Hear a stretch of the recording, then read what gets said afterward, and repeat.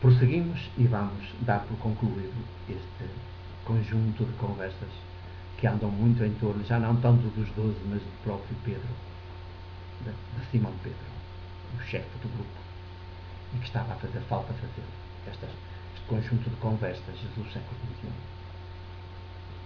Só depois dele responder pela terceira vez, claro que aqui a gente recorda das três negações de Pedro, das 3 vezes que negou Pedro. Agora dá aqui 3 vezes uma afirmação de amizade, só de amizade, não da entrega total de si. Porque diz, não é bem a história, mas uma certa lenda histórica, Pedro terá efetivamente acabado por transformar-se até em entrega de si ao mesmo projeto de Jesus, que também acabará por entregar a sua própria vida para a realização desse projeto, do mesmo projeto de Jesus, já não pelo poder, mas pelo projeto político de Jesus, que é o projeto político de Deus, Criador, nosso Abba, o anti-ídolo. E só depois destas 3 respostas é que Jesus diz a Simão Pedro: segue-me. Nunca este verbo tinha sido usado neste Evangelho pela boca de Jesus em relação a Pedro. Nem nunca se diz que alguma vez, nem nunca este verbo é usado a Pedro, em relação a Pedro, na relação com Jesus. Isto é, nunca se diz que Pedro seguiu Jesus e Jesus nunca convidou Simão Pedro a segui-lo. Quer dizer, andou este tempo todo o tempo até à morte crucificada de Jesus, sem Jesus nunca o ter convidado a ser seu discípulo, neste Evangelho de João.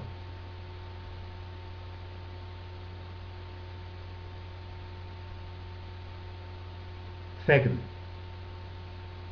E ele ficou assim a meio Paulo, certamente surpreendido. A amizade não era propriamente para seguir Jesus, era amigo, mas ia fazer a vida dele. Não, segue-me. Fica assim. E então preocupa-se com o outro discípulo que Jesus amava. Quer dizer, já andavam, as comunidades joânicas já andavam muito mais além. E ele pergunta: o que é que vai ser dele? Destes que já andam mais além do que eu? E Jesus, em vez de lhe responder diretamente,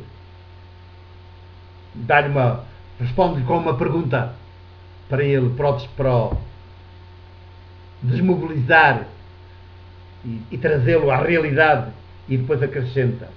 Porque diz: e tu que tens que ver com isso? Na pergunta: e tu que tens que ver com isso? E acrescenta logo: tu, segue-me. Essa era a questão. E ele pergunta pelo outro, para fugir à questão do segue-me.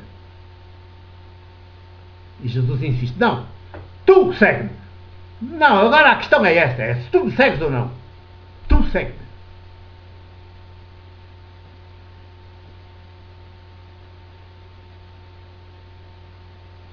E não se diz, no resto dos versículos, não se diz que Pedro disse: então eu sigo-te, aqui estou. Não se diz. Fica só o convite reformulado. Formulado segunda vez com ênfase: tu segue-me. Essa é a questão.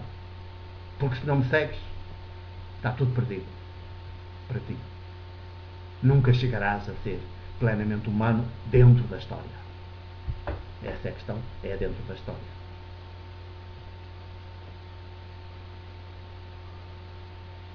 Entendemos certamente a importância desta sequência do Evangelho de João em torno da figura de Simão Pedro.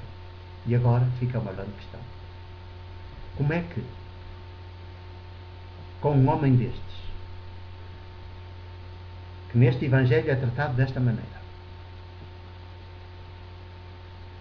e na parte final, mesmo depois da segunda insistência, só no fim, quando o Evangelho está a terminar, aliás já terminou, E agora vai terminar de vez as notícias sobre o início do após-morte crucificada de Jesus.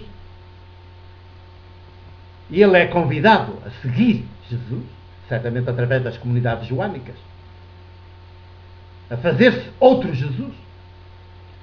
E ele faz-se desentendido. Primeiro nunca usa o verbo HP, a dizer que ama, só amigo e vai fazer a sua vida como entender. E depois as comunidades que estão aqui a representar o que Jesus amava, portanto, aqueles que se identificam bem com Jesus, exigem-lhe, de certa maneira, que clarifique a situação e diz: segue-me, segue Jesus.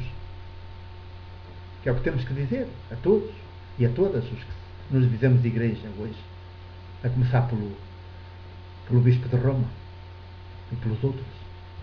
Segue Jesus. Não sigas o ídolo, o poder. Segue Jesus. Não sigas um mítico Cristo, nem um Jesus Cristo mítico. Segue Jesus. E o seu projeto político. Não o projeto político, o projeto do poder do ídolo e da sua idolatria, que é o poder. E volta a insistir: tu segue-me. Não desconverses, não mudes de assunto. Segue-me. Que essa é a questão. E termina toda a narrativa sem dizer da parte qual foi a reação, a resposta de Pedro. Portanto, não se diz que ele diz: eis-me então aqui. Sim, senhor, conta comigo. Não. Ora bem, terminamos a pensar assim, com uma grande questão, que é, que eu vos deixo, que nos deixa a nós todas e todos, também a mim. Como é que um homem destes, apresentado assim, desta forma, pelo Evangelho de João, que está no Novo Testamento, é um Evangelho canónico, reconhecido pela instituição, pela Igreja, como é que um homem destes, assim, casmurro, tão ao contrário, tão anti-Jesus, até depois da morte dele, pode vir a ser considerado o chefe da Igreja. Só da Igreja do ídolo. Da Igreja do mítico Cristo. De um Cristo vencedor dos inimigos. Não da Igreja Movimento de Jesus. Só assim.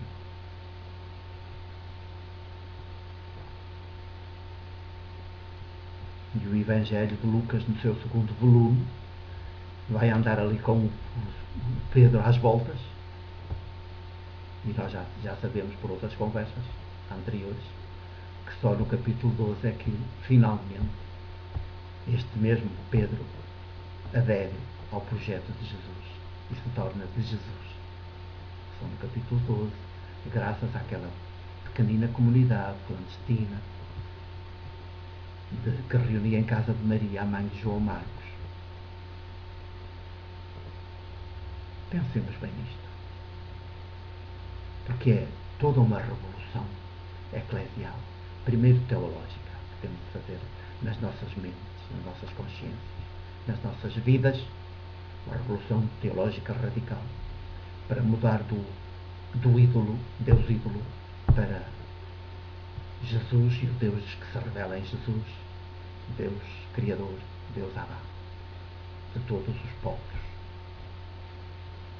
Deus que não gosta da religião, que tem um projeto político para realizar na história, que está a trabalhar nele dia e noite.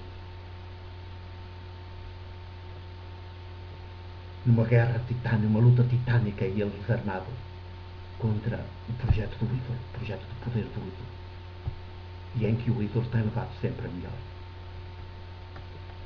Pensemos bem isto e sejamos das de Jesus. Realizemos o seu projeto, que é o projeto político de Deus Criador. Dou-vos um grande, eterno abraço.